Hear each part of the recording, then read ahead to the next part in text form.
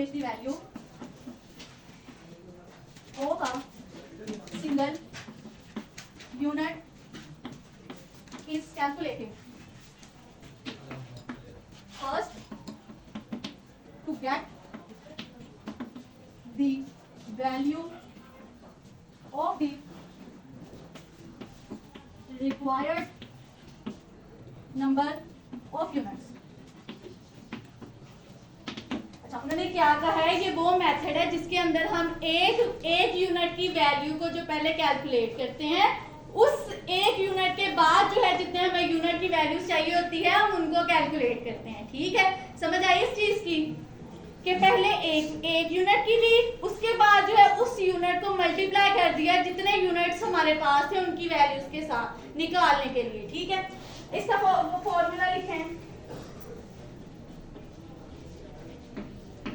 Value of one unit is equal to total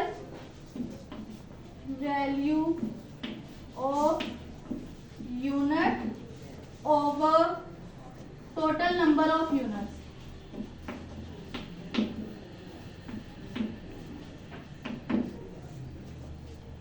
value of one unit और total, ऊपर क्या आएगा total value of unit और नीचे क्या आएगा टोटल नंबर ऑफ यूनिट्स।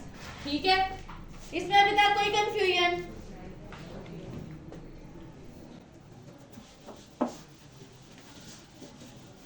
आगे देखें, एक एग्जांपल है कि अगर 20 पेन जो हैं 20 पेन्स कॉस्ट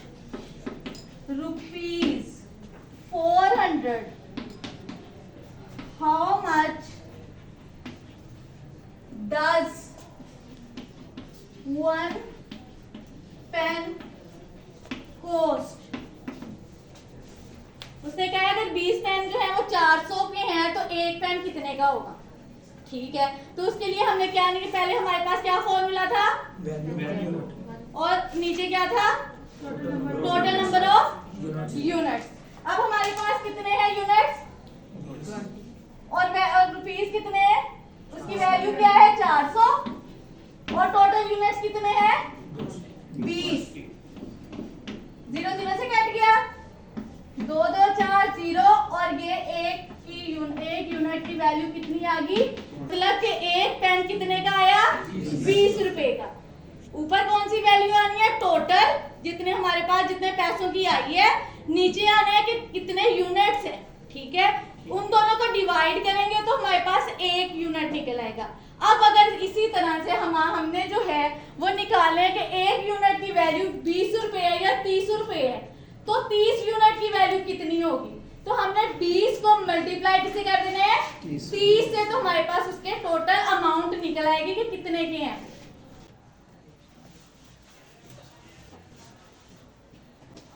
ये क्वेश्चन करें जल्दी से। If the price of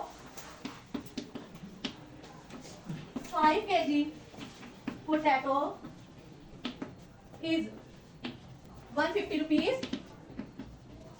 find the value of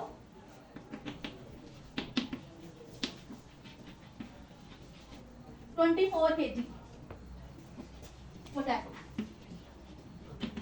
जल्दी से निकालें, कितना निकला 720। ठीक है, आज दिन का नहीं है बाबा, जरा एक दफा इधर देख लें। टोटल कितने थे 5 kg, 5 kg कितने के थे 150 रुपए। ठीक हो गया। अब हमने एक पोटैटो की निकालनी थी 1 kg की, तो क्या करना था 150 को डिवाइड कर देना था 5 से, तो 5 3 15 0, तो एक की वैल्यू कितनी आ गई 30 रुपए। ठीक है, अब क्या करना था कि अब एक ही आ गई है तो हमने 24 की निकालनी है, तो 30 को 24 से मल्टीप्लाई कर देना था। 4 0 0 4 3 2 0 0 2 3 6 0 2 एज इट इज आ गया 6 और 1 7, 720 रुपए। ठीक है,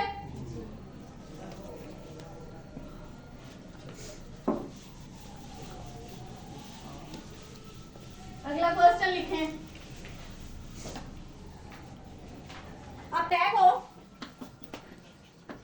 120 soaps ₹540. Find the cost of 12 soaps.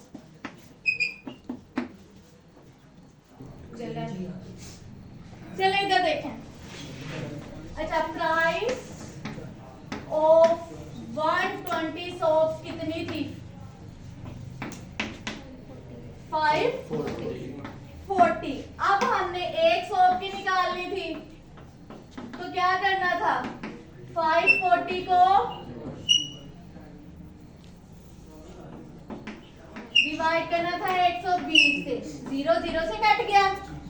2 6 12, 2 2 4, 2 7 14, 3 2 6, 3 9 27.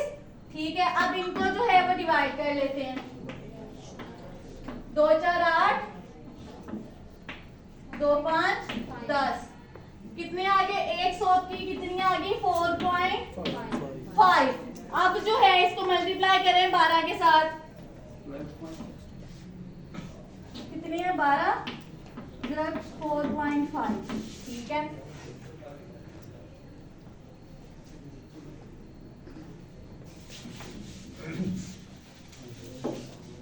बारह ऊपर लिख दे. 4.5. 5 2 10, 5 1 5 और 1 4 2 4 1 0. कितने? 7 7 14 हो गए. 5. ठीक है, ये 0 है, ये पॉइंट है, तो ये 1 के बाद है, तो यहाँ पे लगा देंगे, तो 0 कट गया. टोटल कितनी आ गई? 54. ठीक है, कंफ्यूजन? ठीक है,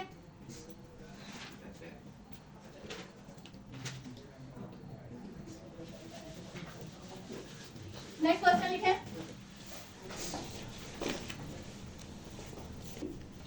Length of a shadow of a 168 centimeter tall person at a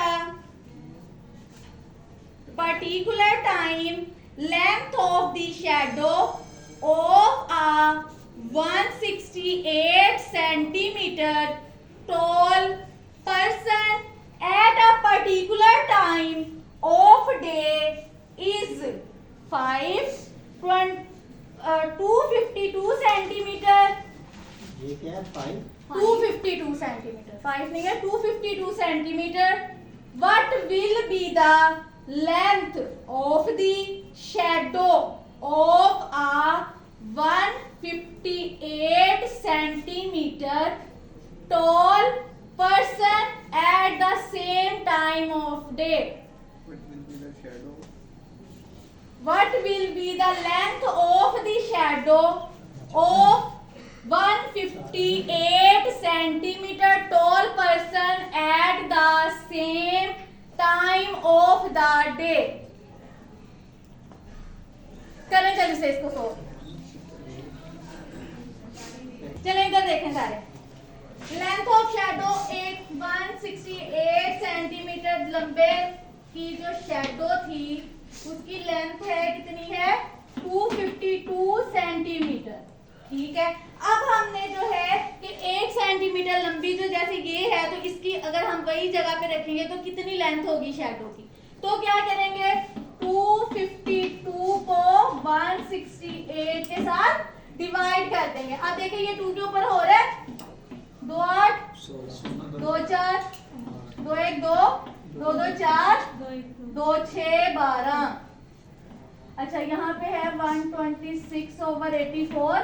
अब ये 2 4 8, 2 2 4, 2 6 12, 2 3 6.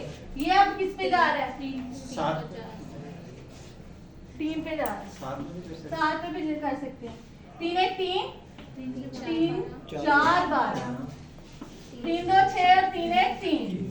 अब 7 2 14, 7 3 21. इसको डिवाइड करें कितना आता है? 1.5 सेंटीमीटर. तो ये किसकी है? इतनी है 1 सेंटीमीटर की शैडो है. अब इसको जो है वो डिवाइड मल्टीप्लाई करेंगे 158 के साथ. 1.5 मल्टीप्लाई बाय 158। अब इसको इन दोनों को मल्टीप्लाई करें, जल्दी करें, जल्दी सारे करें।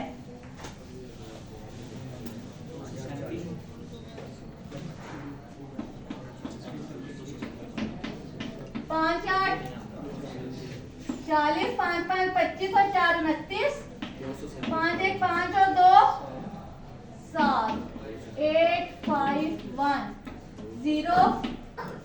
कितने हो गए? 17 7 6 6 12 और 1 13, 237। ये पॉइंट यहाँ पे आ गया, कट हो गया। 237 सेंटीमीटर। समझ आई?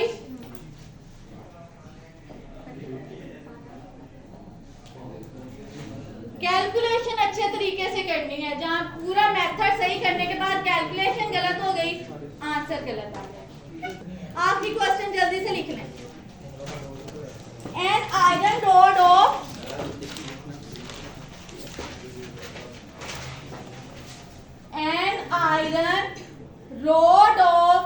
uniform thickness of length 5.6 meter, weights 2.4 kg.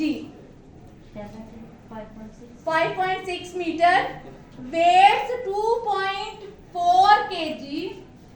How much will be the weight of 5 iron rods of the same thickness and length 8.4 centimeter?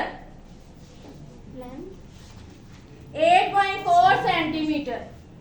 जल्दी से करते हैं, सेम वैसे है। चलो देखें इधर, 5.6 सेंटीमीटर लंबी जो रोड है, जिसका वेट जो है वो कितना था? 2.4 kg। अब एक रोड, 1 सेंटीमीटर लंबी रोड का जो वेट है वो कैसे निकालना था? 2.4 over 5.6। इसको सिंपल ये इस तरह से कर लेना था। ये 10, ठीक है, 5 और ये 10, ये 0 से कट गया, ये 10 से कट गया। अब इनको सिंप्लीफाई कर लें। 2 4 5 6, 2 2 4 2 8 16, 2 1 2 2 2 4। यहाँ पे कितना आ गया? 2 1 2 2 4 2 6 12, 2 7 14, 2 3 6। कितना आ गया? 3/7। ये हमारे पास वैल्यू आ गई कितनी? 1 सेंटीमीटर की। अब हमने जो है वो नेक्स्ट क्या निकालना था? 8.4 सेंटीमीटर की लेंथ है, उसका जो है वो वेट निकालना है।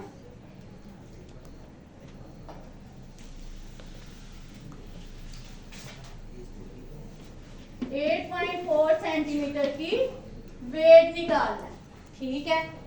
तो यहाँ पे 8.4 को मल्टीप्लाई करेंगे 3/7 से। अब ये पॉइंट खत्म करके यहाँ पे 10 लिख देते हैं, ठीक है। अब करें 7 1 7 7 2 14, 2 5 10, 2 6 12 और ये कितना हो गया? 6 3 18/5। इनको हम सिंप्लीफाई करेंगे, कितना आ जाएगा? 3.6। अब हमने जो है उसने क्वेश्चन देखे, उसने क्या कहा था? उसकी थिकनेस जो है वो कितनी है, ठीक है। तो अब हमने जो है 1 की तो हमारे पास निकल आई। अब नेक्स्ट कितनों की निकालनी थी? 5 की। इसको हम 5 के साथ मल्टीप्लाई कर देंगे, ठीक है। 3.6 मल्टीप्लाई बाय 5, 6 5 30, 5 3 15 और 3 18। ये एक इधर है, 18 जो है उसका वेट निकला है।